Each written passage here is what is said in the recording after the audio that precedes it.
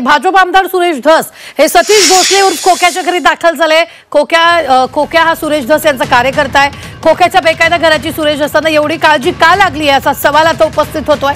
तर गुन्हेगार खोक्याच्या घरी स्वतः सुरेश धस गेले, त्यांनी त्याच्या कुटुंबियांशी बातचीत केली। सुरेश धसांना खोक्याचा एवढा पुळका कशासाठी? वन विभागानं बेकायदा घर पाडलं तर त्यात वन विभागाचं काय चुकलं? पैसेवाला खोक्याच्या कुटुंबाला कायदेशीर घर घेता येत नाही का, असा देखील सवाल या सगळ्या निमित्तानं आता उपस्थित होतोय। सुरेश धस खोक्याच्या घरी त्याच्या कुटुंबियांची भेट घेण्यासाठी पोहोचलेले आहेत। तर ही मोठी बातमी आपण आत्ताच्या क्षणाची पाहतोय, त्या निमित्तानं अनेक प्रश्न आता उपस्थित होत आहेत।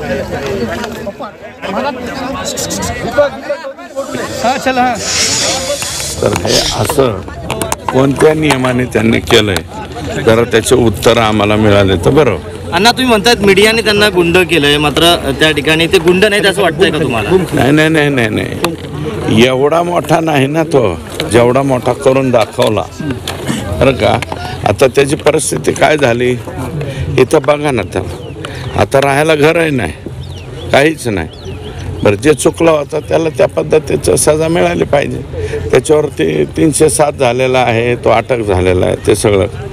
परंतु वन विभागाने विदाऊट नोटीस त्याचं घर पाडण्याचा हा नियम कोणता आहे? त्याच्या घरच्यासाठी तुम्ही प्रयत्नशील आहात का? पुनर्वसन करणं गरजेचं आहे। त्यांचं पुनर्वसनाच्या बाबतीमध्ये आम्ही गांभीर्यानं विचार करू आणि त्याला टेम्पररी रिलीफ काहीतरी देण्याचा प्रयत्न इथल्या स्थानिकांना आम्ही सांगू। वन विभागाने ही तत्परता इथं दाखवली आहे, जिल्ह्यात दाखवणार आहे का वन विभागात? आता काय माहिती। 11 तारखेला